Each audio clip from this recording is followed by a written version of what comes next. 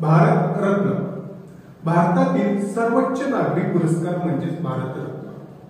हे भारत रत्न म्हणजे कुठलेही आर्थिक अनुदान न देता फक्त राष्ट्रपतीच्या स्वाक्षरीचे एक सनद आणि एक पदक होय। हे पदक म्हणजे पिंपळाच्या पानावर समोरून सूर्याची प्रतिमा आणि देवनागरी भाषेत कोरलेले भारत रत्न हा शब्द, तसेच या पिंपळाच्या पानाच्या पाठीमागून भारताचे राज चिन्ह आहे।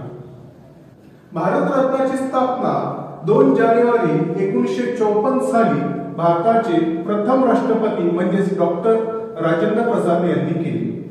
भारत रत्न हा 1954 ते 2025 म्हणजेच आतापर्यंत एकूण 53 व्यक्तींना देण्यात आलेला आहे। या 53 व्यक्तींमध्ये 20 मरणोत्तर आहेत आणि 5 महिला आहेत, तसेच यामध्ये 2 अभारतीय सुद्धा आहेत।